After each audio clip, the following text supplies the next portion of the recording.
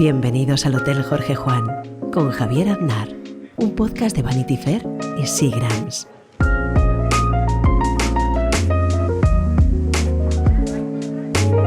Hoy tenemos de invitado en el hotel a Jonás Trueba. ¿Cómo estás, Jonás? Muy bien, ¿cómo estás?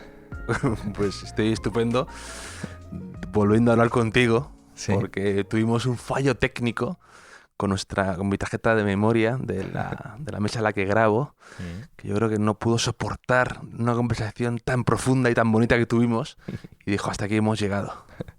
Sí, la verdad es que vamos a ver qué pasa ahora, ¿no? Porque digamos que es una repetición esto, ¿no? Es una segunda Exacto. toma, o no sé cómo llamarlo. Estuvo muy bien aquella conversación.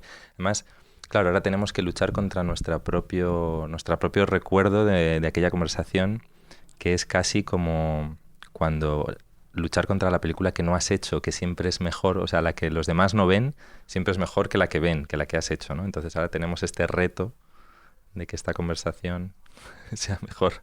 Exactamente. Además, hablábamos mucho de vuestra nueva película, Mm. Volveréis, que se estrena esta semana, y que además tuvo un gran éxito en Cannes, y a mí, que la vi hace poco, me gustó muchísimo. O sea, me gustó mucho, mucho.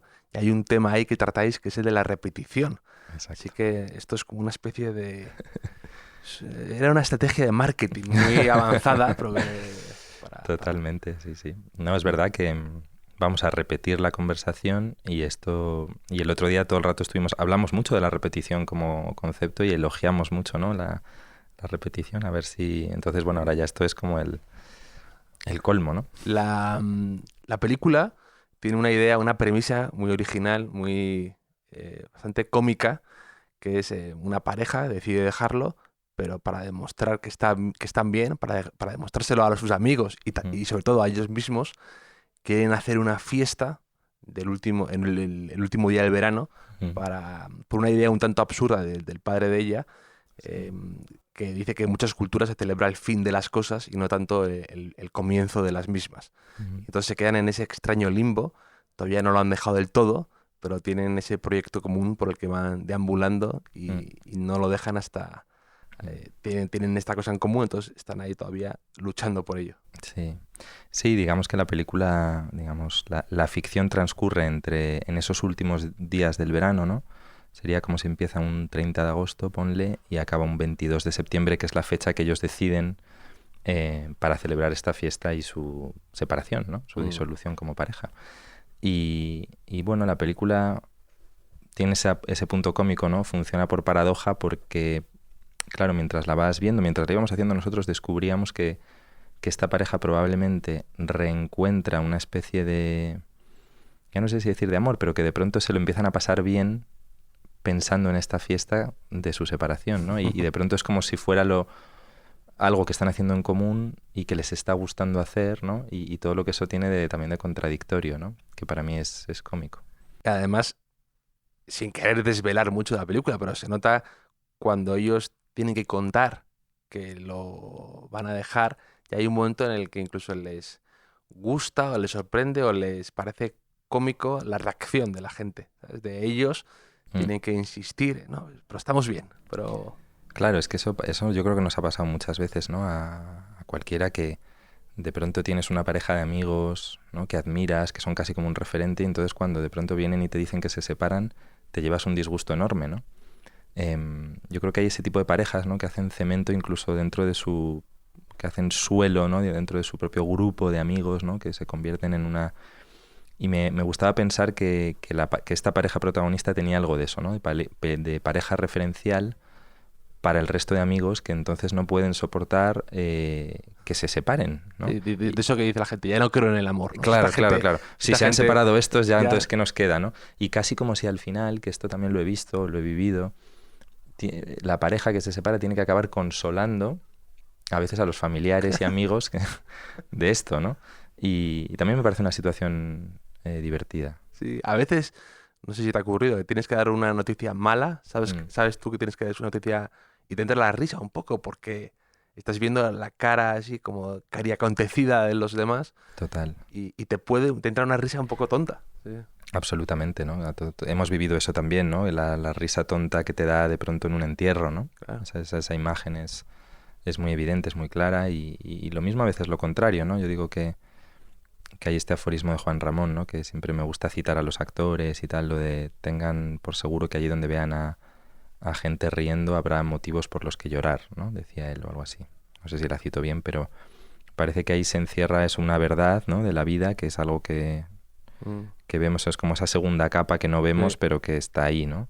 Ahí, de hecho, tiene en los ensayos de Montaigne, también Montaigne dice eso, Dice eso, ¿no? lo que me hace reír a veces me hace llorar, o motivos por los que yo tendría que estar muy alegre, me produce una tristeza desmedida. Y esa frase, por ejemplo, o esa idea, a mí me resultaba muy interesante para los actores, ¿no? En general te diría para la interpretación, porque es la antiliteralidad, ¿no? Si lo piensas, el problema muchas veces en las interpretaciones es esa cosa que es como esta secuencia es dramática, pues lo hago muy dramático, ¿no? Como esta secuencia es muy cómica, tengo que ser muy gracioso. Y eso al final, en realidad, ni es tan dramático ni es tan gracioso, es más bien tosco, se acaba convirtiendo en algo demasiado literal, ¿no? Es como pan con pan. Entonces, normalmente en la vida siempre hay esa mezcla de cosas, ¿no? Que es interesante para los actores. Al final son sabios y los buenos saben dar esa medida, o sea, saben dar más bien esa otra medida de las cosas, ¿no? Esa otra cara, ¿no? Saben, digamos, estar mostrando otra cosita, ¿no? Enseñan la patita, o sea, es como, vale, esto es algo divertido, pero en realidad tienes que hacer percibir que hay un drama por debajo, ¿no? Y viceversa, ¿no? Y siempre me ha parecido interesante, ¿no? Como huir de la literalidad, ¿no? Y creo que este concepto, esta frase de Juan Ramón o la que tú citas de Montaigne, en realidad son que han observado, son personas que han observado mucho, son sabios, ¿no? Y saben que es así la vida, ¿no? Que siempre hay como una capa por debajo que contradice la que estás viendo por arriba, ¿no?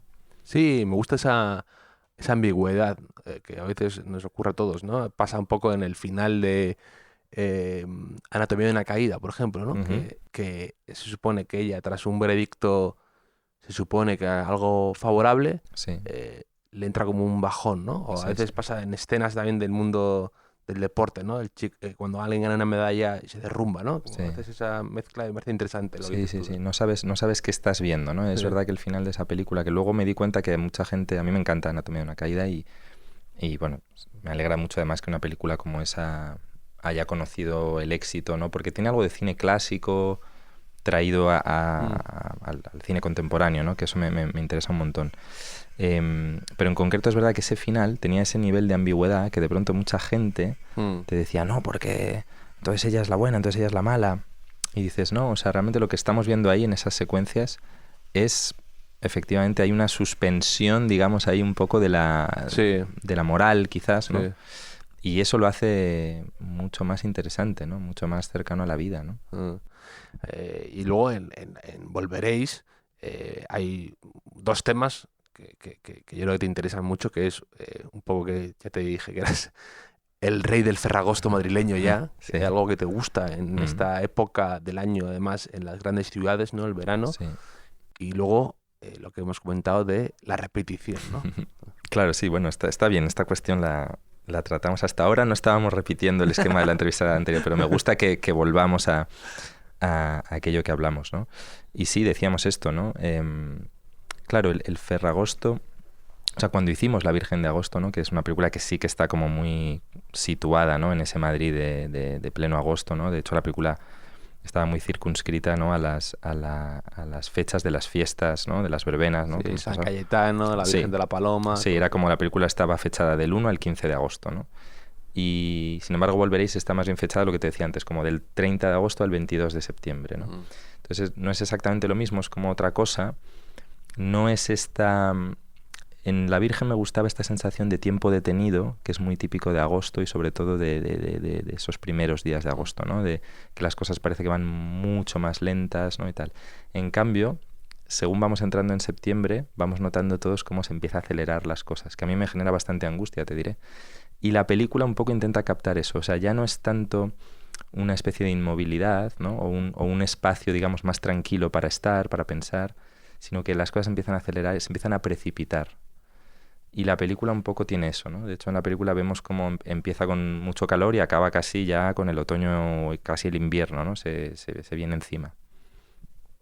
Y luego te gusta la repetición. ¿Y por qué era un asunto que tú querías tratar en la película? ¿Qué ves de bonito en la repetición? Porque yo también estoy de acuerdo contigo que hay algo muy apreciable en eso, ¿no? Sí, bueno, es la vida, ¿no? O sea, yo tengo la sensación, seguramente tú también, de que la repetición forma parte de la vida cotidiana, ¿no? De hecho, la vida cotidiana es repetición, ¿no? Quizás podríamos decirlo así, ¿no? O en una gran parte es repetición, ¿no?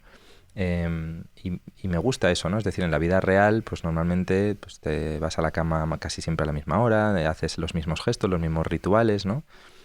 Vas al trabajo, pues como sea, ¿no? Coges el coche, haces el mismo trayecto, el autobús, el metro, lo que sea. Repetimos gestos constantemente cuando vamos a comprar, casi siempre a la misma tienda, al mismo mercado, lo que sea. Quedamos en muchas veces los mismos bares con las mismas personas y muchas veces repetimos incluso las conversaciones. Incluso repetimos una conversación que hemos tenido con una amiga, luego con otro amigo, con un familiar, ¿no? Es decir, que vivimos todo el rato este tipo de repeticiones y sin embargo el cine muchas veces lo evita, ¿no? Lo corta, ¿no? Y dice, bueno, esto como ya lo he contado en la escena anterior, ya no lo voy a volver a decir. Y a mí me ha gustado mucho de pronto construir una película incluyendo precisamente esas repeticiones, haciendo de ellas casi el motor de la película, ¿no?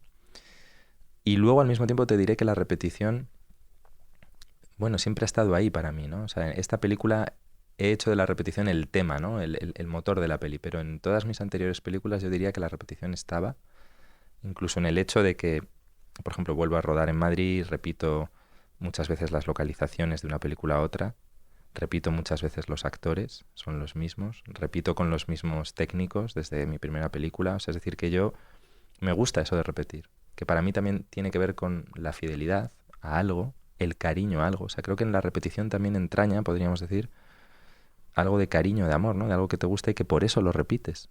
Volver a hacer algo igual o volver a quedar con la misma persona es un gesto también de amor. Sí, es una lección, ¿no? Exactamente. Además tiene una mala fama. Ciertamente. Tiene una mala fama la repetición, ¿no? Porque parece que es aburrido o que es rutinario, ¿no? Sí, yo me acuerdo, sí, incluso con personas haciendo esta película que me decían, ¿no? Me acuerdo con Ichazo y Vito hablábamos de eso, ¿no? Claro, es que va a parecer que estamos hablando de la rutina, o sea, como de una pareja en el mal sentido, ¿no? Como algo rutinario, como algo... Y yo intentaba decir, ¿no? Podemos reivindicar esa cosa rutinaria, ¿no? O sea, no como algo peyorativo, sino como algo interesante, sino algo que además nunca es igual, o sea, es mentira, ¿no? Es una variación, ¿no? O sea, luego al mismo tiempo diría que la repetición no existe, la repetición no es posible, en realidad. De hecho, hablábamos de una película que lo hace muy bien, esto lo trata muy bien, es Perfect Days, que a la gente le ha gustado muchísimo. Yo creo que por esa oda que hace al paso de los días, a la repitiendo los mismos y que a la vez ninguno es idéntico. Sí, la película de Wim Wenders es una película para mí que tiene algo mucho de homenaje al cine de Yasuhiro Ozu, este maestro del cine japonés, que me encanta y que hacía casi siempre la misma película. Y casi siempre era la película de una familia, pues en una casa que a veces no las puedes distinguir unas películas de otra. Y curiosamente, y todas son buenas. Todas son buenas. O sea, no hay película de Ozu mala, sobre todo a partir de que empieza a ser el Ozu reconocible, ese Ozu repetitivo, ¿no? Y Wim Wenders siempre ha sido muy fan de Ozu. Y yo creo que cuando hace Perfect Days está intentando hacer una película a lo Ozu. De hecho va a Japón, va a Tokio, digamos como que busca los motivos de Ozu. Y es bonito que esa película de Wenders hoy haya tenido éxito, porque efectivamente está construida con la repetición. Un tipo que se levanta cada día y hace los mismos gestos, las mismas rutinas, y Wenders lo filma. Te filma el plano igual cada vez, ¿no? Cómo coge las llaves, cómo sale de casa, él toma el café en el mismo sitio de la misma manera, pone el coche, pone el mismo cassette, y luego cuando vuelve a casa del trabajo se acuesta igual, ¿no? En fin, digamos que toda la película trabaja la repetición, reivindica la repetición, los gestos cotidianos, ¿no? Las pequeñas rutinas, de una forma que es emocionante, ¿no? Al final, y que la gente comprende esa emoción porque la vive día a día, sin duda. En Perfect Days también hay un momento en el que se mezcla la risa y el llanto de él, justo un poco. Es verdad. Sí, yo tengo un recuerdo de la película curioso porque la vi en el Festival de Karlovy Vary hace 2 años, o sea, no este verano, sino el anterior. Estaba allí yo presentando con Itxaso Arana su película en un festival maravilloso ahí en la República Checa y se pasaba Perfect Days a primera hora a las 8 de la mañana. Me levanté para ir a verla a las 8 de la mañana en una sala gigantesca llena de gente y me pareció que la película generaba un efecto muy bonito, como si te limpia la mirada, ¿no? ¿No? Y la repetición en el arte está muy presente. Monet lo hace con la Catedral de Rouen, que la pinta muchas veces Claro. y cada vez de una manera diferente, por la luz, por el momento del día. O Warhol, ¿no? Warhol, exacto, es muy interesante casi eso, ¿no? De lo más interesante de Warhol casi te diría es la cosa esta seriada de la repetición, ¿no? Pero es verdad, dices Monet, claro, es la Catedral de Rouen, pero es también los nenúfares, es muchos motivos que adoraba, que le gustaban, y yo creo que él sentía que siempre le faltaba algo y que siempre podía volver a pintar, o sea, que nunca se le agotaban. Sí, sí. O sea, incluso volviendo a pintar como el mismo cuadro aparentemente, no estaba pintando el mismo cuadro. El otro día lo hablamos y me gusta repetirlo. Pues al hilo de Monet citábamos a esta pintora, ¿no? Española maravillosa, ¿no? Carmen Lafón. Igual, ¿no? Que tiene esos cuadros, ¿no? Como estudios de las Salinas, ¿no? De los mismos paisajes una y otra vez. Me encanta, ¿no? Yo también creo que cité el otro día y lo vuelvo a citar, lo repito, a Ramón Gaya, ¿no? Cuando pintó muchas veces el mismo vaso con una flor, ¿no? Con un geranio, pintó ese cuadro una y otra vez, que era también a su vez una reivindicación de la vida cotidiana, ¿no? De las cosas del día a día, de las cosas que tienes ahí cerca, que muchas veces parece que el arte, como si las dejara de lado, como que, sobre todo el cine, o sea, yo creo que la pintura en eso es más honesta, ha sido más honesta históricamente, ¿no? Como que en un momento se da cuenta que se puede pintar lo cotidiano y se puede poner en valor eso. El cine parece que siempre tiene que ser más bien espectacularizante y que siempre tiene que concentrarse en cosas más grandes y que la vida cotidiana como... Entonces menos mal que existen los Ozu, los Jonas Mekas, los cineastas que reivindican que se puede filmar, no sé, la mesa del desayuno, pues como pintaba eso Cézanne o Bonnard, ¿no? Y Gaya es también alguien que pintó muchas veces su estudio, su cotidiano, sus flores, sus vasos, sus tazas. Y para mí, bueno, son gente que me ha inspirado mucho, ¿no? Que me ha enseñado que eso vale la pena y que se puede crear con esos elementos, ¿no? De la vida cotidiana. Tú eres muy lector también y es amigo tuyo, Andrés Trapiello, también, que sí. Su Salón de los Pasos Perdidos es un poco un elogio a esto también. Claro, digamos la novela en marcha de Andrés, El Salón, es exactamente eso, es la gran obra española de la repetición, también podríamos decir, ¿no? O sea, Andrés, fíjate, cada tomo, qué bonito, empieza siempre igual, ¿no? El mismo día, en la noche de San Silvestre, ¿no? Y siempre, digamos, como está en el mismo lugar, ¿no? En su casa de campo, con su familia, es decir, que siempre... Y cada vez es especial. Y cada vez es diferente, es maravilloso, ¿no? Pero quizá de lo que más te gusta de cada vez que te haces con un nuevo tomo del Salón de Andrés Trapiello es que sabes que va a empezar como casi igual, ¿no? Que va a ser lo mismo, y que estás en casa, ¿no? Y que va a ser algo reconocible, familiar, ¿no? Y que vas a reencontrarte con sensaciones, descripciones, espacios, personajes que ya conoces de las anteriores entregas y que lo que te está haciendo es como una variación muy sutil de lo mismo, ¿no? Claro, al final evoluciona, pero sí, y también en Trapiello está, por supuesto, la reivindicación de nuevo de esto que decimos, de lo íntimo, lo pequeño, de lo cotidiano, ¿no? De que se puede crear, o sea, en el fondo es muy alentador porque te está diciendo, puedes hacer una novela con el material de tu propia vida y no hace falta que tengas una vida extraordinaria, ¿no? Se puede hacer extraordinario lo ordinario. Vale. De hecho, también... el otro día me tropecé justo después de ver tu película, además, el libro me lo compré en la librería 8:30 que está enfrente. Y decía Sara Manguso también en su diario, hablaba de esta idea que me pareció genial, que decía que ya había escrito diarios de forma compulsiva desde joven y decía, en mi diario anotaba lo que había cambiado desde el día anterior, pero a veces me preguntaba, si anoto solo lo que no haya cambiado, sigue haciendo buen tiempo, el gato sigue cariñoso, cocino copos de avena en la misma olla, sigo leyendo este libro, hago la cama de esta manera, me pongo estos vaqueros que me sientan bien, riego el jardín en este mismo orden. Será mejor, será más verdadero. Y eso es verdad, que en la repetición está la verdad a veces. Totalmente. Sí, el otro día citábamos, y lo repito, al hilo de esta cita que me traes tan bonita, los diarios también de Yasuhiro Ozu, de este cineasta japonés del que acabo de hablar. Tiene unos diarios que se pueden encontrar, hay una edición de la Filmoteca de Valencia hace muchos años.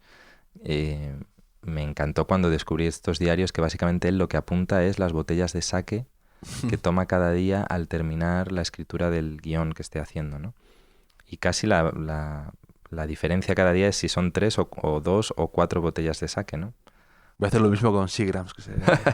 Muy bien. Y hablando de repetición, había una parte muy bonita de vuestra película que habláis de un libro de Kierkegaard, ¿no? Uh-huh. Y ahí dice, hace también un símil de la repetición muy interesante que me gustó mucho, que en el libro dice que la esperanza, hace un símil con la ropa, ¿no? Dice, la Sí. esperanza es un vestido espectacular, pero que no sabes cómo te va a quedar. Uh-huh. El recuerdo es un vestido que ya no te vale, por mucho que lo intentes, y la repetición es el vestido que te queda perfecto, que es indestructible, que te queda maravilloso, que te sienta de maravilla, ¿no? Entonces Sí. esa comparación que él hace de esperanza, recuerdo y repetición me parece muy... Es muy bonita, Muy sí, bonito. esa cita yo también cuando di con este libro de Kierkegaard me pareció fascinante, bueno, el libro por muchas cosas, pero es verdad que esa cita en concreto es absolutamente maravillosa, ¿no? Y que en el fondo está hablando de la repetición, pero fíjate, está hablando de presente, pasado y futuro, ¿no? En la película también hay una cuestión con esto, ¿no? Que bueno, los que vayáis a verla pues lo descubriréis con un tarot.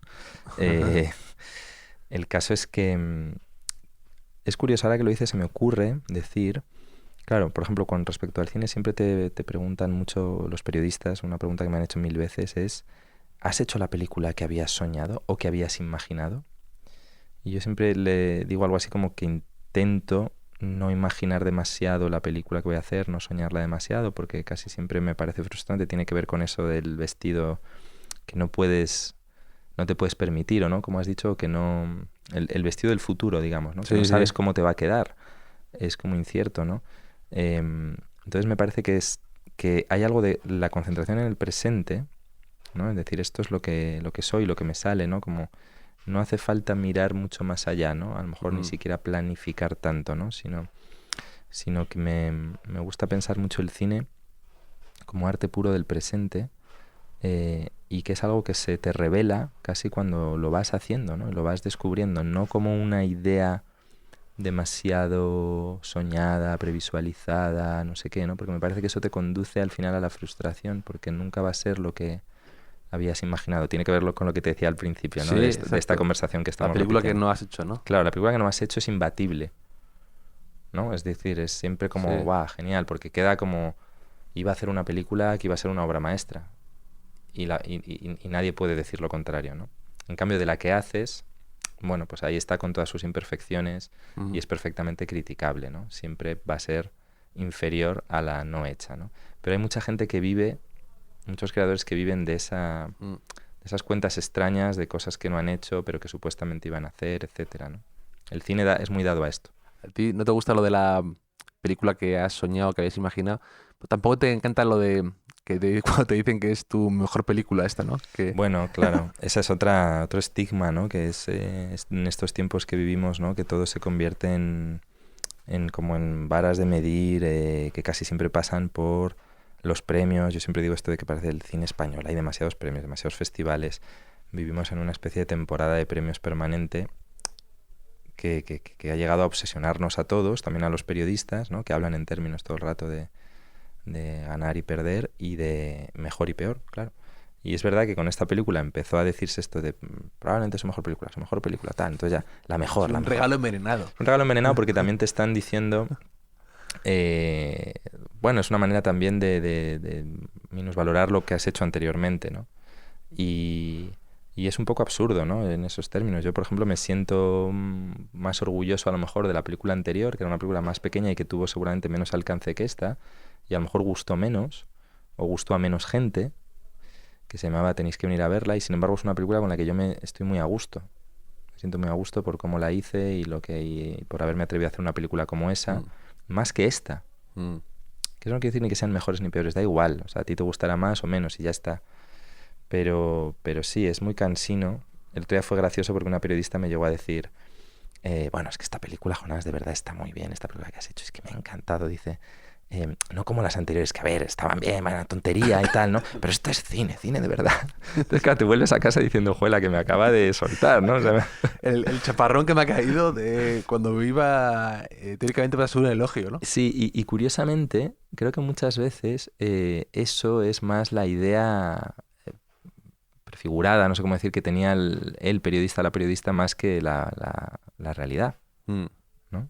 Sí, ¿no? Y a veces eso, lo del palo y la zanahoria, ¿no? Que por cada elogio parece que hay que decir algo... Sí, ahora me sí. dicen esto de esta película, también me dicen de esta, tiene más humor, ¿no? Haces, está muy bien porque te ríes más de ti.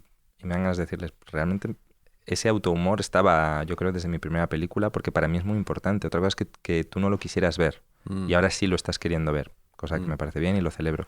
Pero claro, que tú tengas que aceptar digamos, esta tesis que Sí, tú sí, sientes que no es cierta, sí. ¿no? Tampoco puedes pedir a la gente que estén revisando tus películas, ¿no? Sí. Pero que probablemente eso es como una a priori, ¿no? Una idea prefijada, ¿no? Por los Sí. demás. Y lo de tenéis que venir a verla y volveréis son como dos frases que tú has observado que se repiten, ¿no? Que es una frase como un poco hecha. Y eso es Sí. algo que te interesa, ¿no? También. Sí, también me interesa esta cosa de, efectivamente, ¿no? Me pasa con los títulos en general, como darles la vuelta, ¿no? Como a palabras, a frases hechas, ¿no? Y tal, que tienen como... O sea, Los Ilusos mismamente, que es el título de otra película mía y el nombre de mi productora, también tiene una connotación en general, si lo pensamos, bastante peyorativa. Y Sí. sin embargo nosotros intentamos como darle la vuelta, ¿no? Como resignificarla. Eso me suele hacer gracia. Y luego creo que para los espectadores que nos van siguiendo peli a peli, en el fondo estás generando ahí un diálogo interno, casi, ¿no? Un guiño, casi un Sí. humor entre unas películas y otras, incluso desde los títulos, ¿no? Para mí son muy importantes. O sea, volveréis o tenéis que venir a verla, casi está el título antes que nada, ¿no? Para mí es muy importante. Sé que hay creadores que tardan en encontrar el título, a veces no lo ponen hasta el final. Para mí eso es inconcebible. O sea, yo necesito el título, te diría casi lo primero, porque es como una especie de mantra contenedor, Sí, te entiendo. O de brújula, ¿no? de brújula. Ah, Exacto. Yo cuando hice un documental que se llamaba ¿Quién lo impide?, que era un título ciertamente extraño. más Pero, críptico ese, ¿no? sí, pero me gustaba, me parecía que también me ayudaba a trabajar, Sí, no sé cómo sí, decirlo, sí, ¿no? sí. Mm. Aquí, ya lo sabes, no te va a pillar por sorpresa, tenemos por tradición el cuestionario Proust Sí. para saber un poco más de nuestros invitados. Mm. La primera es clásica. ¿Cuál dirías que es tu idea de felicidad perfecta? Bueno, esto está bien porque como ya lo hicimos el otro día, ahora puedo perfeccionar. Mira, es el perfeccionamiento, ¿no? El perfeccionismo moral que hablaba también Stanley Cavell y Emerson, que me gustan. Ahora me permite, ¿no? La repetición, me permite perfeccionar mis respuestas. El otro día creo que te dije... ¿Qué te dije el otro día? Dijiste un día tranquilo Sí. con algo de trabajo, a lo mejor un día Sí. de rodaje, pero que te da tiempo a leer, te da tiempo a ver una película, te da tiempo a ver a unos amigos. Sí, eso, como un día en el que las cosas están perfectamente mezcladas, ¿no? El trabajo, la vida, el amor y tal, y que se genera una armonía, ¿no? Ese sería mi ideal. Creo que es difícil, también te digo, ¿no? O sea, creo que es difícil lograrlo, ¿no? Este ideal que yo propongo. Pero bueno, podría decir que también es... Ah, porque te refieres a un día, ¿no? Claro, sí, sí. Pues sería algo así. O sea, eso lo repito, fíjate. Y comentábamos también que eras muy fan de estas películas tipo El Día de la Marmota, ¿no? Ah, sí. Que te gustaba un poco cuando el protagonista hay un momento en el que ya ha asumido esa condición de que todos los días es el mismo y Total. lejos de desesperarse, abraza esa Le empieza a coger, arbitrariedad. claro, le Sí. empieza a coger el gusto a levantarse cada día en el mismo lugar, en el mismo día, digamos, Con la misma música, con la misma canción. donde todo sucede igual, Sí. ¿no? Donde el despertador, la radio es la misma, baja por la escalera, el saludo de la mujer es el mismo, sale por la calle, se encuentra siempre con el mismo tipo que le dice la misma estupidez. Al principio es desesperante, pero a partir de un momento le empieza a encontrar el gusto. Y esa peli a mí me marcó muchísimo, ¿no? Me emociona enormemente. Casi te diría que sería todavía más emocionante el final si lo que hace es quedarse allí definitivamente, ¿no? ¿Por qué no, no? Porque en realidad es el mismo día, pero nunca es el mismo, ¿no?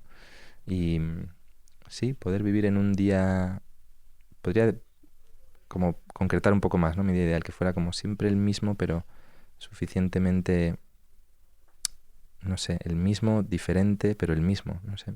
Y que fuera un día como tantos, ¿no? Que he vivido, que son días que dices, que Mm. hoy ha estado bien, ¿no? Pues ahora se han hecho muchas readaptaciones de esa idea, ¿no? En el Mm, cine actual. mm, Incluso versión slasher, Han hecho muchas...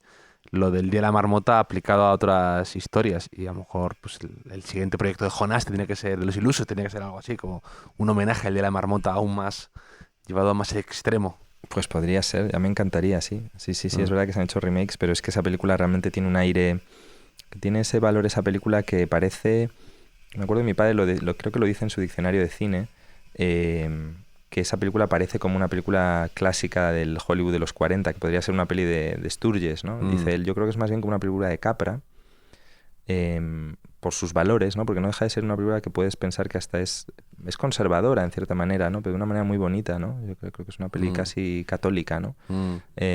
Y también me gusta por eso, ¿no? Y tiene algo, sí, de ese aroma clásico de conseguir de pronto hacer en los 90 una película que era muy de ese momento, pero que también dialogaba con ese cine de los años 40 americano, ¿no? Mm. ¿Y un rasgo que no soportes en ti mismo, que te cueste de ti?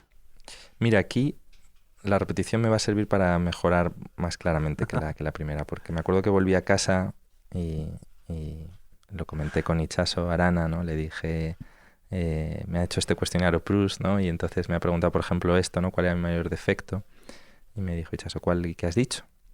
Entonces le dije, bueno, he dicho una cosa que tú muchas veces me dices, ¿no? Como que empecé diciendo algo así como la inseguridad, la duda, ¿no? Dijiste la inconcreción. Y exactamente, entonces, pero luego lo concreté en la inconcreción, ¿no? Que es verdad que puedo Concretarlo en la inconcreción, me gusta concretar la inconcreción. Sí, pero entonces me di cuenta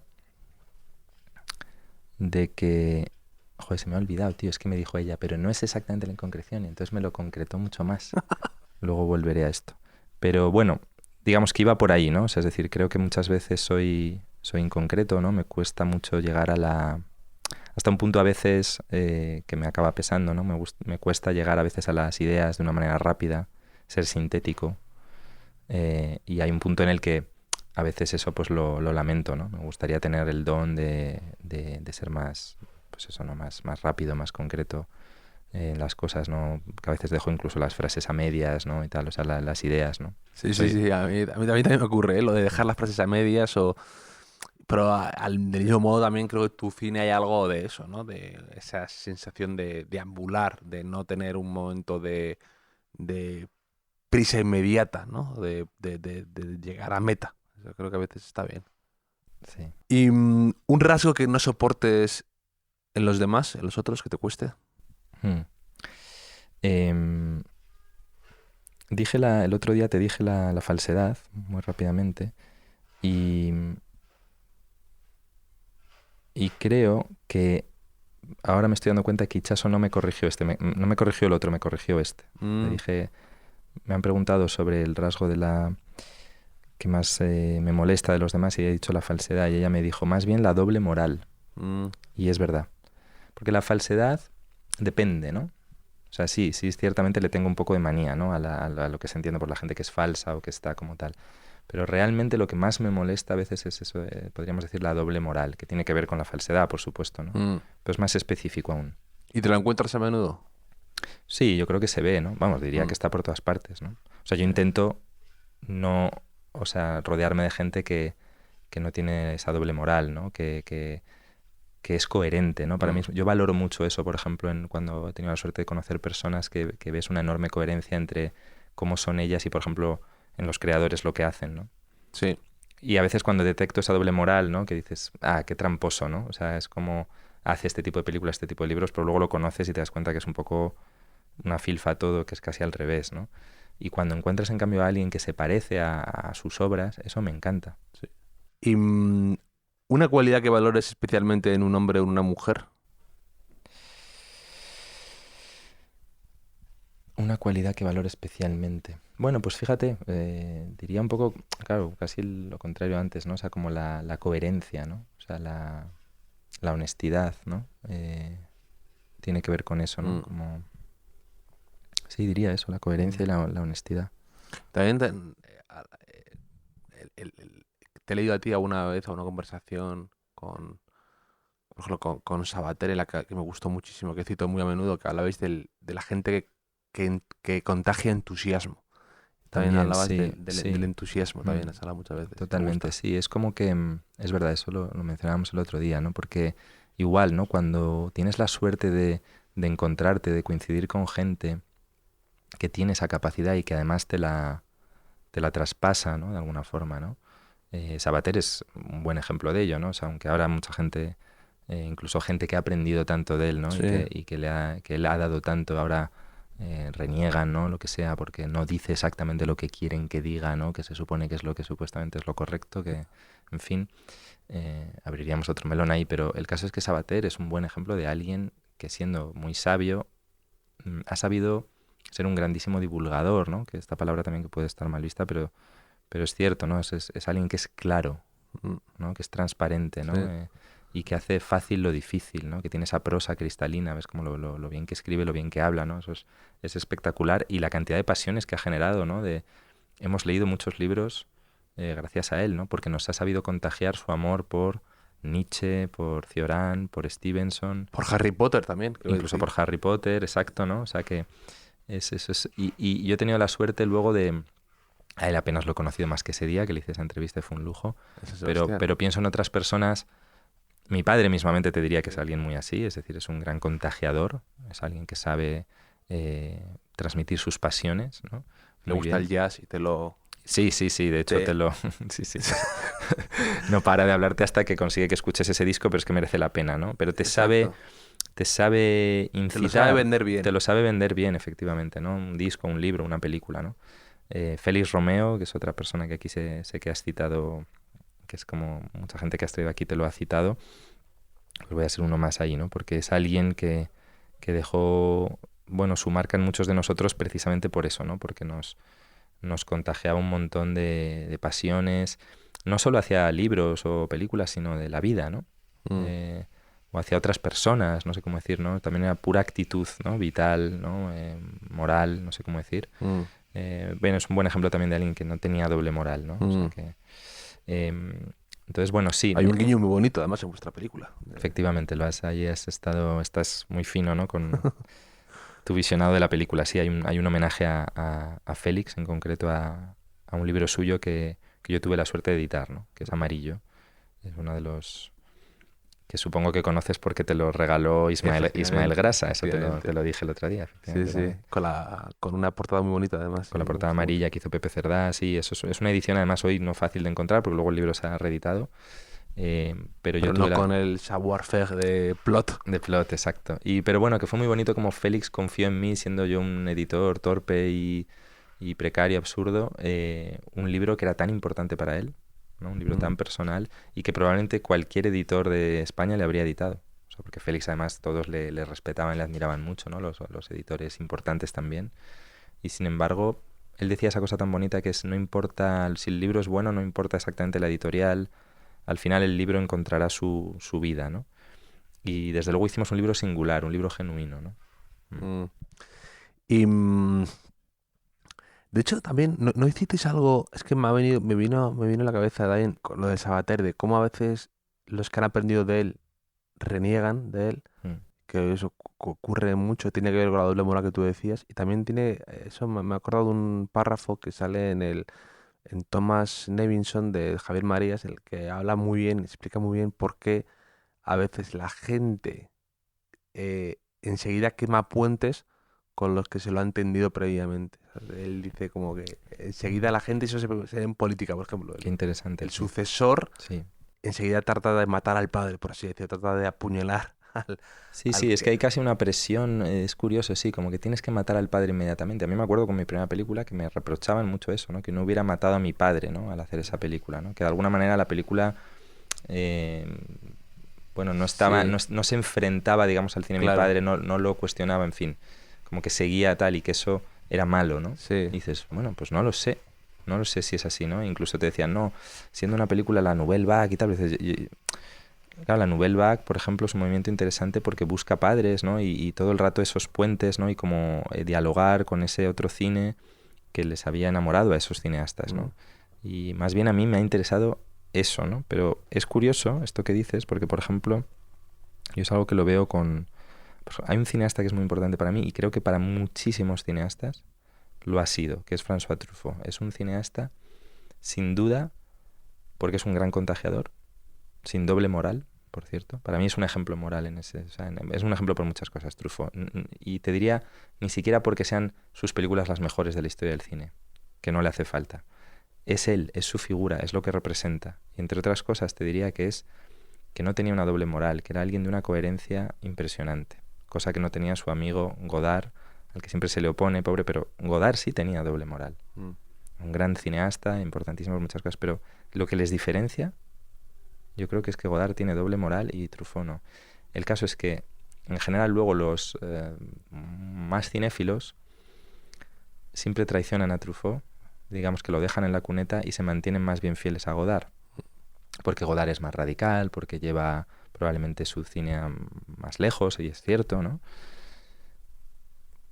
Pero siempre he sentido como que, por ejemplo, Truffaut es como que se le trata injustamente, ¿no? Porque es como alguien que te trae al cine, te hace amar el cine, claramente, o sea, eso, por lo menos durante una... A lo mejor no para los jóvenes de hoy, pero para muchísimos jóvenes cineastas durante muchísimo tiempo, Truffaut es un cineasta muy importante al principio, al que luego se le relega, al que luego que se le olvida después, ¿no?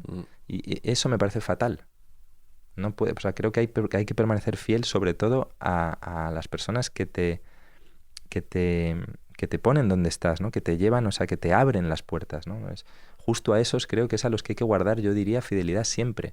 A ver, no tiene por qué ser una fidelidad ciega. Yo puedo luego discutir, yo luego puedo decir, pues esta película de Truffaut no me gusta menos, o este artículo de Sabater me gusta menos. Sí. Pero, ¿no? O yo qué sé, ¿no? Entonces, pero sí, es verdad que es un comportamiento y, por supuesto, está en la política directamente, es que es cainita, ¿no? O sea, es como asesino, ¿no? Claro. ¿Y un héroe de ficción o antihéroe que tuvieras?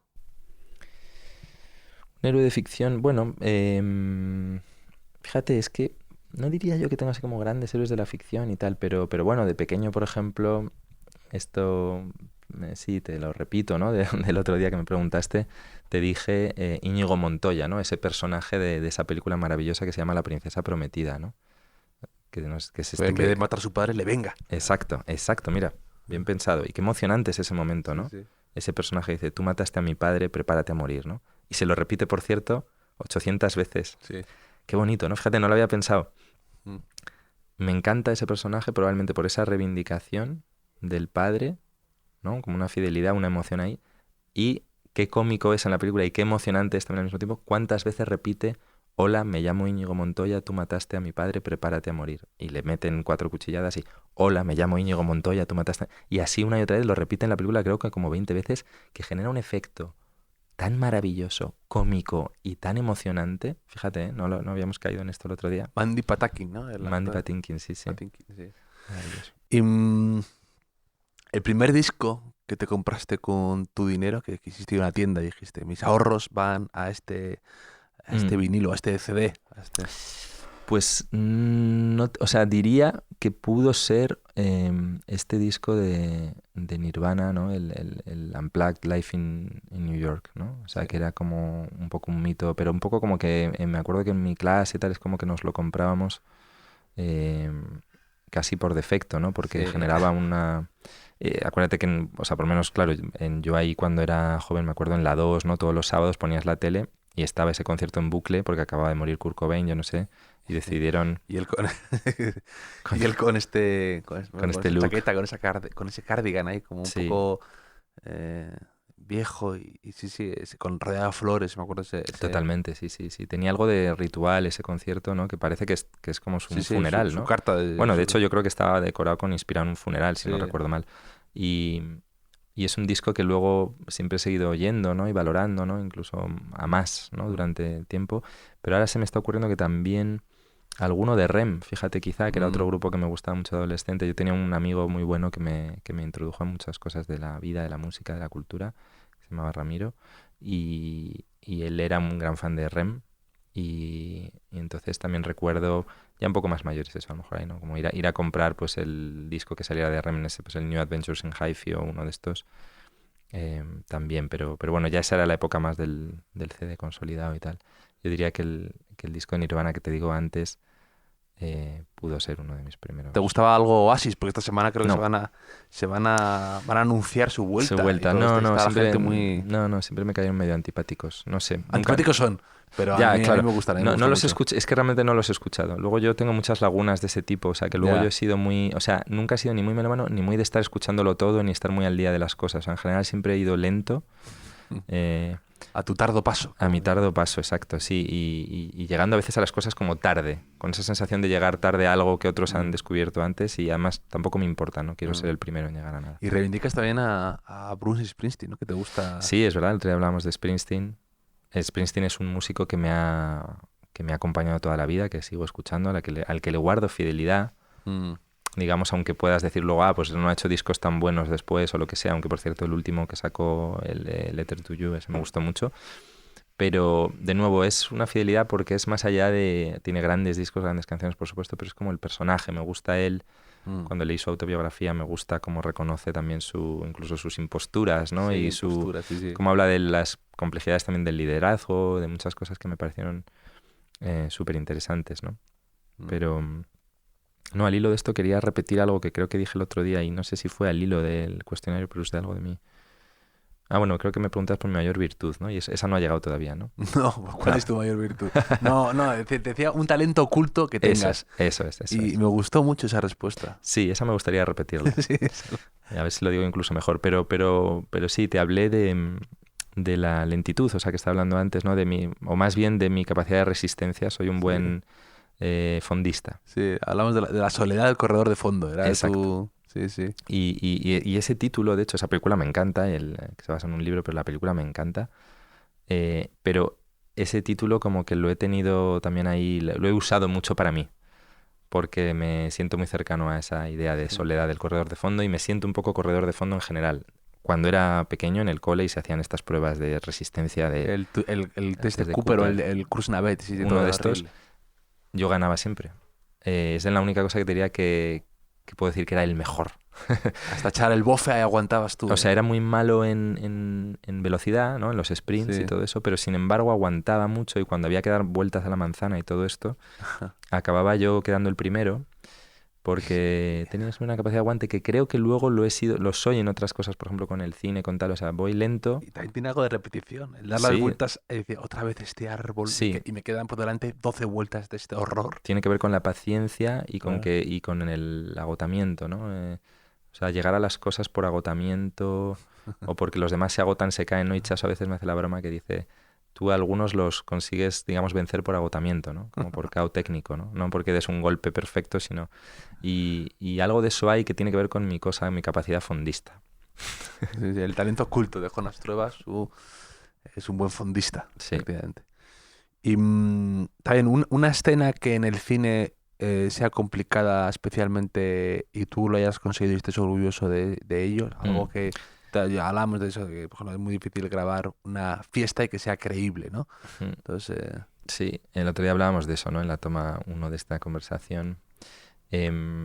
Sí, yo te decía que es verdad que en el cine, bueno, tú hablabas de qué falso eran muchas veces las fiestas y todo eso, que es cierto, y yo lo llevaba incluso concretaba más en las escenas de bares en general. O sea, las escenas de bares son muy complicados, bares con música para entendernos y mucha figuración y ruido y conversaciones a la vez, porque normalmente, claro, se tienen que hacer de una manera que técnicamente conduce a la falsedad, porque normalmente lo que se hace es que se graba con un sonido limpísimo, todos callados, haciendo que hablan de fondo los figurantes, solo hablan los personajes protagonistas en primer término y la música se pone después en postproducción. Entonces, claro, lo que tú has generado, el material que tú te has traído al montaje es muy falso de por sí, ¿no? Entonces yo estoy orgulloso que en una película, en La Reconquista, le dije al sonidista, mira, aunque te vas a asustar, un poco sucio lo vamos a rodar con la gente hablando a la vez y con la música puesta al mismo tiempo, que hablan nuestros personajes protagonistas. Claro, me miró como, estás loco. Claro, eso te limita mucho después porque tienes en una misma pista demasiados ruidos y no puedes aislarlos y no puedes trabajarlos, ¿no? Digamos, en la postproducción, que es lo que se quiere hacer siempre y que tiene sentido. En cambio yo le dije, sí, pero vamos a hacerlo de tal forma que podamos, digamos, obtener una toma real con todos esos sonidos ya ahí de directo, que tenga esa suciedad y que tenga esa verdad. Y creo que lo conseguimos. Claro, eso ya implica rodar la secuencia de una manera determinada. Como nosotros aquí con las obras de fondo, un poco Exactamente. algo de... Tiene que haber algo de verdad y algo de sonido ambiente y ahí... Además, no sé, últimamente estoy obsesionado con que allá donde voy tengo una obra al lado. Bueno, es que Madrid Pero es que me siempre hay hace una mucha obra. gracia porque hay una viñeta de otro día que la cito en mi columna en Vanity Fair que me encontré el otro día de que era un náufrago en una isla desierta y al lado otra pequeña isla con unos tíos con un taladro neumático de estos haciendo un ruido porque no puedes escapar de las obras. Entonces ya... Sí, estamos en construcción permanente y Madrid, bueno, es una ciudad muy de obras, ¿no? Siempre, no sé si conoces la anécdota del actor Danny DeVito, que No. vino a Madrid una vez, al parecer, a promocionar una película y le llevaban pues en un coche muy bueno, yo que sé, una limusina, pues de una entrevista a otra. Claro, él veía la ciudad, un poco pues el centro, supongo, la Gran Vía, Sol, todo esto pues desde la ventanilla del coche, y cuando acabó su periplo de entrevistas dijo en una de ellas, le preguntaron que qué le había parecido Madrid, el poquito rato que había podido estar, y dijo, bueno, pues dice, sobre todo deseo que encuentren el tesoro que están buscando. Me pareció como grande Danny DeVito, ¿no? Es que es Claro, verdad, solo todo- veía todo- agujeros sí, y sí, sí. perforadoras. Sí, sí, ¿no? Y todo, ahora está el Museo Sorolla en obras, el Bernabéu está en obras, está Sí, todo, sí, la Puerta de Alcalá estuvo en obras sí, sí, hasta sí, hace sí. nada. Es todo como estamos siempre en permanente reconstrucción Hmm. o renovación permanente. Sí, también hablamos, ¿no? De esto de Madrid el otro Mm. día, ¿no? De cómo las cosas se... O sea, que es una ciudad en permanente... Bueno, le pasa a Nueva York, ¿no? También, ¿qué tal? Pero es verdad que el problema de Madrid es que deje de conservar... o sea, en Nueva York, por ejemplo, las poquitas veces que he podido tener la suerte de ir, ves que conserva... O sea, aunque es una ciudad que probablemente se transforma más rápido que ninguna, ¿no? Se ha estado transformando siempre, pero es curioso cómo sientes que se conservan como cosas de hace muchos años, que hay cosas viejas, que hay cosas como que funcionan y no se tocan. Y eso está bien, ¿no? Cuántas cafeterías, espacios y tal, que dices, qué maravilla es esto porque tiene como la pátina, casi te diría, tiene la suciedad, la mugre y tal, y sin embargo mantiene una especie de elegancia, de glamour, que es el que le ha dado el tiempo, ¿no? Y me da miedo que en Madrid eso se pierda de vista, ¿no? Que todo sea nuevo. Mm. Y además que todo sea nuevo de una manera Mm. idéntica, ¿no? Hay una gran frase que me gusta muchísimo, cito muy a menudo de Kurt Vonnegut, que decía que la pena del ser humano está mucho más interesado en la construcción que en el mantenimiento. Ya. Nada. Pues mira qué bonito, sí. Bueno, la conservación de las cosas también es interesante. Yo digo que soy conservador en ese sentido, sin duda, ¿no? Me parece que es importante como tener claro qué merece la pena conservar, ¿no? Que a veces ni pensamos en eso. Cuando te dedicas al cine, yo creo que esa conciencia la tienes inevitablemente. Mm. Porque en el fondo, hacer una película es... hay una responsabilidad siempre en lo que filmas, ¿no? En que estás generando también un pequeño patrimonio, en cierta manera, ¿no? Me acuerdo que una vez tuve una conversación con gente del Ayuntamiento de Madrid acerca de esta cuestión de los permisos que nos otorgan para rodar en las calles o en los parques, que muchas veces eran muy caros o muy difíciles de gestionar, ¿no? Por ejemplo, rodar en un parque en Madrid es súper complicado porque depende de parques y jardines, es un permiso muy, muy jodido. Y yo les decía, no podéis cobrar la misma tasa a un cineasta como yo, que no ya por ser de Madrid, sino porque estoy filmando la ciudad. Digamos, más allá de que estoy contando una ficción o lo que sea, tengo un deseo, una convicción de que también estoy atrapando, estoy registrando cómo son estas calles o lo que sea, frente a, por ejemplo, cuando vienen a rodar Terminator 5 y están haciendo que Madrid, en realidad no es Madrid, es como si fuera México y lo están transformando, ¿no? Entonces digo, creo que yo estoy generando patrimonio, ¿no? Un archivo también de la ciudad y Terminator no. Sí. ¿no? Entonces creo que eso lo tiene que tener en cuenta la institución pública. A mí me encanta eso cuando veo películas de años 80 y veo un Madrid casi reconocible, ¿no? O que me impresiona ver incluso ya solo los letreros, Totalmente, es que es maravilloso. los coches circulando, Es una de las grandes virtudes del cine, muchas veces que incluso como una película mala muchas veces resiste y sigue mereciendo la pena por eso. O sea, porque de pronto ves al fondo unas calles, los coches, cosas, claro. ¿no? Y La rodar en ropa. exteriores es algo que cada vez es más caro, más difícil y es una pena que no... Y se abstrae y luego también ahora las políticas están muy mal planteadas a veces, ¿no? Porque casi van a veces a la contra. Ahora, por ejemplo, hay mucho esta cosa del incentivo fiscal que hace que todo el mundo se esté En yendo a Budapest. rodar ya no a Budapest, pero dentro de España a Canarias, ¿no? Porque Sí. tiene tal. O ahora al País Vasco. Vale, está bien, por un lado eso, porque nos facilita, ¿no? Digamos, financiar las películas, que siempre es complejo, pero tiene una parte mala, me doy cuenta también después, que es que, claro, falsea, o sea, nos fuerza a veces a trasladar las historias al sitio donde no la queríamos contar. Entonces, por ejemplo, muchos cineastas dejan de rodar en Madrid, se van a rodar todo a Bilbao, ponte, pero encima ni siquiera haciendo, o sea, como si no fuera Bilbao. Claro, sí, sí. Entonces, eso es complicado. Entonces, es como la otra cara de la moneda, igual que cuando te imponen políticas lingüísticas a las pelis para darte una ayuda pública, que también a veces falsea la película, porque de pronto, bueno, pues está bien que haya una película, se me ocurre, ¿no? Como O que arde, ¿no? Que sea hablada entera en gallego, pero a lo mejor hay otras películas de otros cineastas gallegos que quieren que una parte sea en castellano y otra en gallego, o toda en castellano, pero no pueden porque entonces no reciben el tal, Claro, ¿verdad? claro. Y entonces al final, dentro de 50 años, cuando se vean esas películas, habrá un engaño Claro, al ojo y al oído. claro. Y eso sí me preocupa también. Porque estás forzando La realidad, para que las cosas te estás encajen. falseando la realidad. Claro. Estás falseando la realidad. Y al final, cuando vamos a ver una película de esas, cuando tú ves una película dentro de unos años y ves ves una realidad y te la vas a creer y cuidado. Porque de pronto dices, no, porque ya habrás perdido el contexto de que había allí entonces unas políticas que obligaban a hacer las cosas de una manera que falseaban esa realidad del momento. ¿Y a ti dónde te encantaría rodar? Un sitio que dices, me encantaría, si no fuera tan caro, si no fuera imposible ahora mismo, ¿dónde te gustaría una escena? Bueno, seguramente muchos sitios, pero es verdad que rodar en un lugar que no conoces, a priori me genera como... Eres como trapillo de circulación restringida. Sí, te total. gusta tus... Bueno, pero creo que uno se puede concentrar en lo que conoce bien, es lo que puede retratar mejor, ¿no? Sí. Y que, porque si no, de hecho... Eres como un turista, ¿sabes? Si no... Claro, de hecho yo a veces me aplico sobre Madrid la mirada del turista. O sea, intento a veces mirar mi propia ciudad como si fuera un turista. O sea, también eso lo he pensado muchas veces. Lo hace también Andrés en su libro de Madrid, ¿no? Eso, de otra forma, ¿no? Pero, digamos que irme yo a rodar a, no sé, cualquier sitio que puede ser maravilloso, pero no lo conozco bien, es complicado porque al final en que te vas a quedar en la postal, seguramente, ¿no? Sí, sí. En el tarjeta postalismo Esto que es decía, esto, sí. que decía Bresson, ¿no? Sí. De tanto cine, ¿no? Que decía que era tarjeta postalismo, ¿no? Bueno, pasa un poco con algunas películas europeas de Woody Allen. Totalmente. ¿No? Yo soy muy de... Sin duda, con Woody Allen lo hemos visto, es una pena. Woody Allen, curiosamente, cuando ha rodado Nueva York, lo ha rodado a veces también de una manera turista. O sea, es decir, Sí. él ha tenido esa...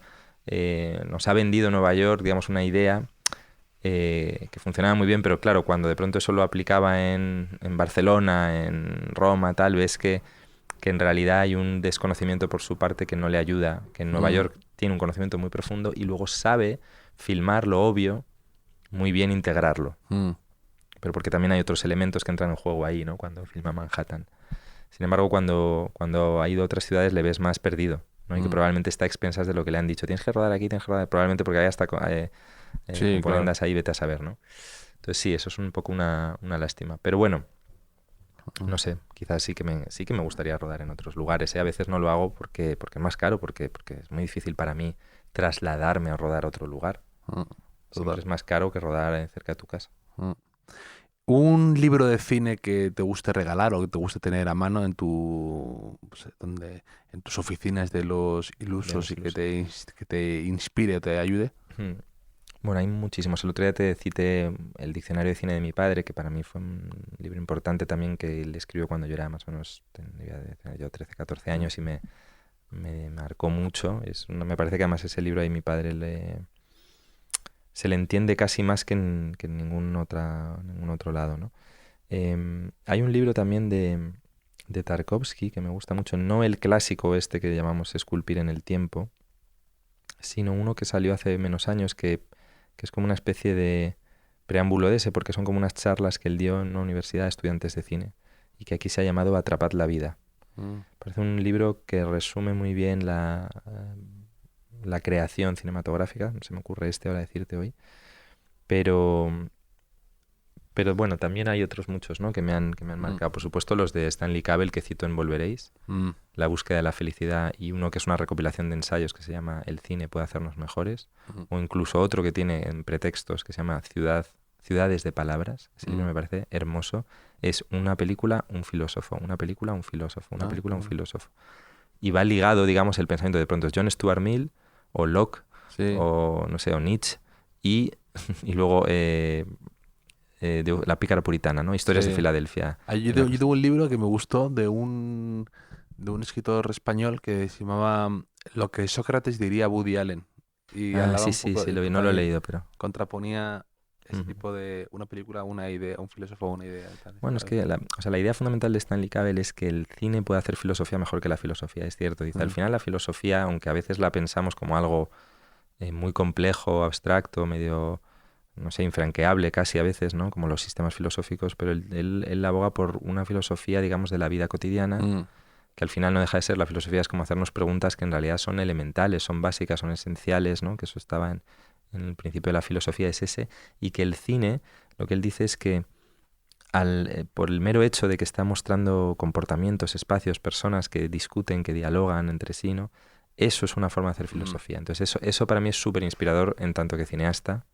Sí. Decir, o sea que yo, a mi manera humilde, pequeña, cuando hago una película y pongo ahí en escena una serie de pequeños personajes, como estamos pensando el mundo y por qué estamos aquí, qué hacemos aquí, y nos estamos mostrando a nosotros mismos con nuestros gestos, nuestros comportamientos, ¿no? Y también hablando de cine y de... Es que me ha venido a la cabeza, ¿te gusta, un poco off topic, pero ¿te gusta, te interesa el director Jordan Peele? No sé si has visto la Pues mira, película, lo la tengo de... pendiente.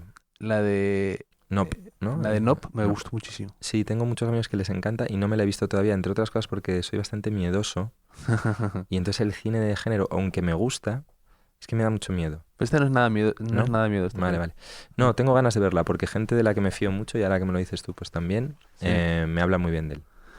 Y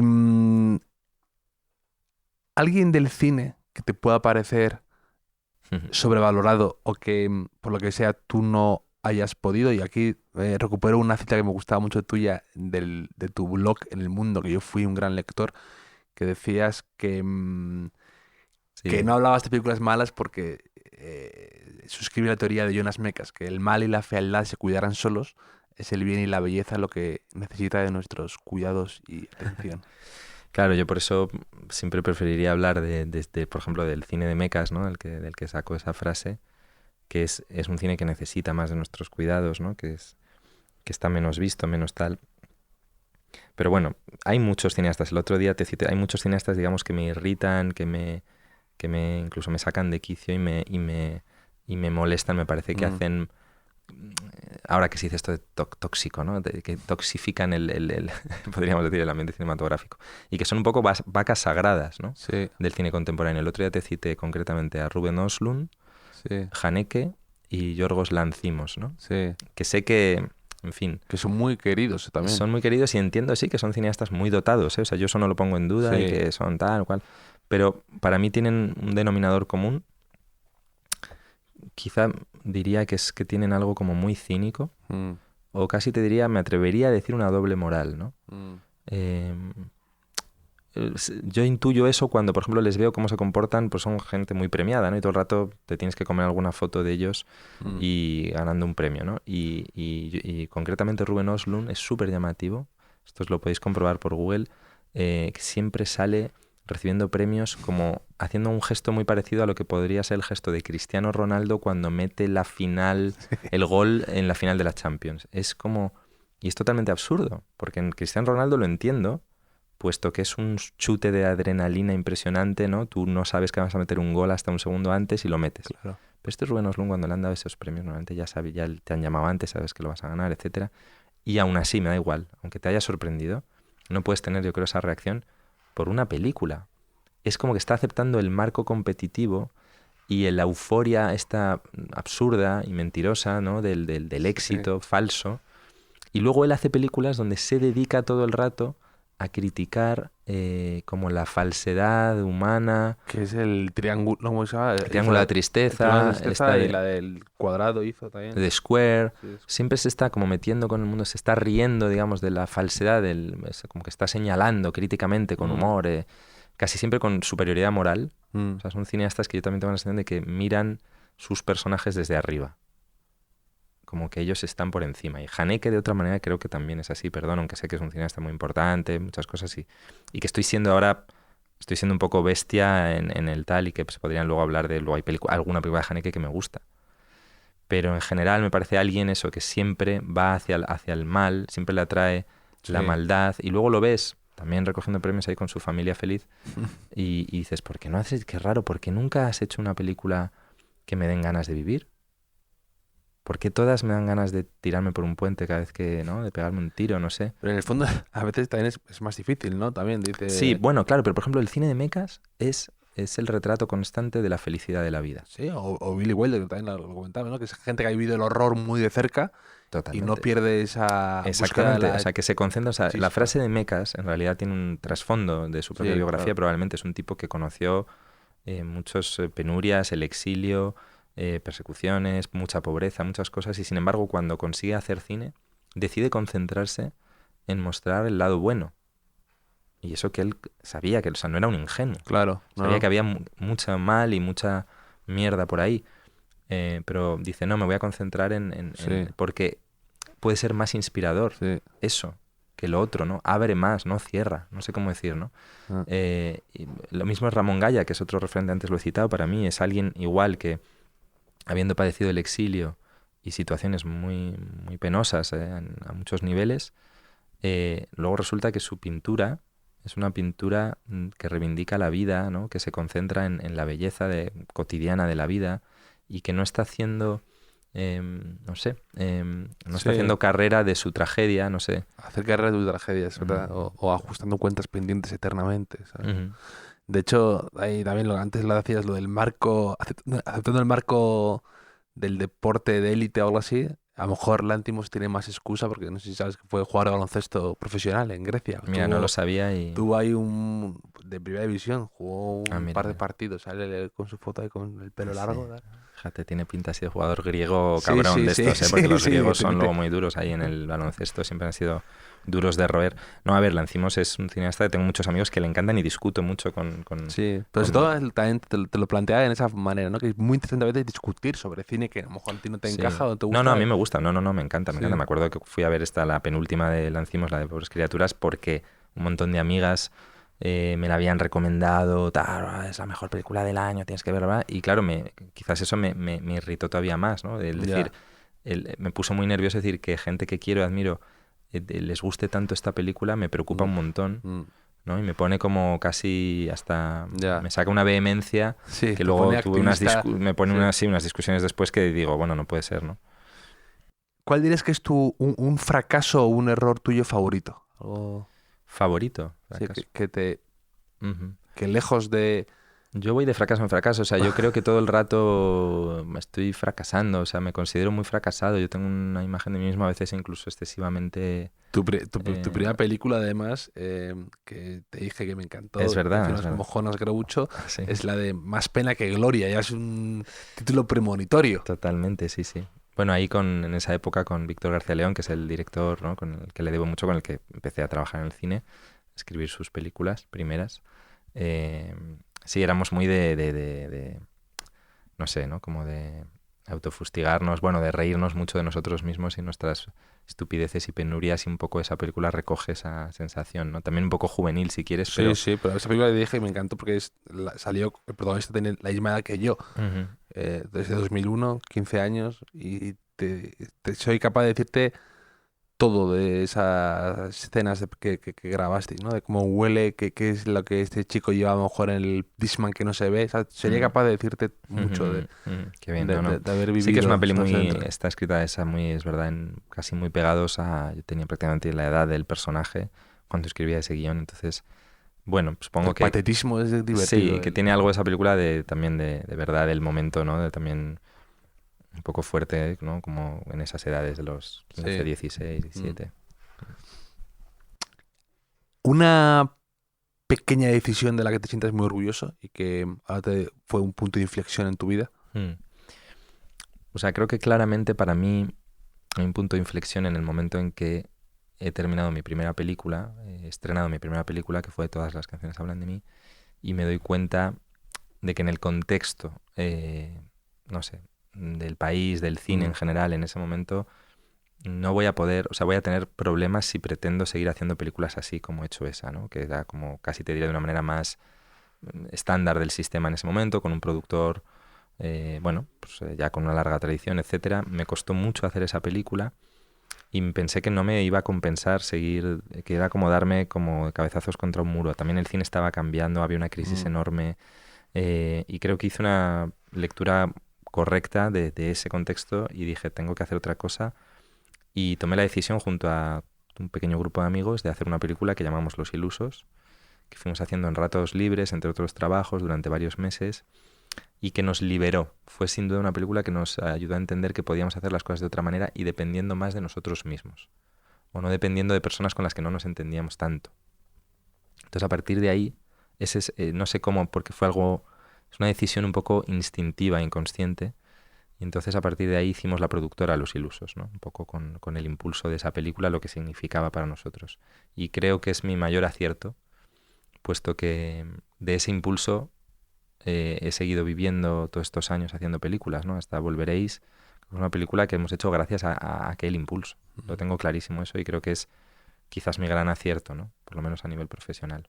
Tú te sientes también muy, muy productor, ¿no? Tu madre era productora y tú también has sido defiendes mucho esa labor, ¿no? Sí, pero yo me di cuenta que no podía producir como lo había hecho mi madre casi toda su vida, ¿no? Quizás era como volver a como estaban mis padres cuando empezaban en los finales de los 70, 80, que no tenían nada, y el cine español era un erial, ¿no? Y no había industria, lo que se dice, no había apoyos de ningún tipo, y sin embargo hicieron aquella peli con una letra, ¿no? Que consiguió Fernando Colomo y otro amigo de ellos, que les permitió hacer esa película. Pero es verdad que luego ellos han crecido haciendo un cine en una España que iba también creciendo y había toda esta cosa, y que no era la España que de pronto en la que me tocaba a mí empezar a hacer cine, la del 2008, 9, 10, ¿no? En plena crisis, con una reconversión de todo, ¿no? De las salas de cine, del paso del celuloide al digital y de formas de producir.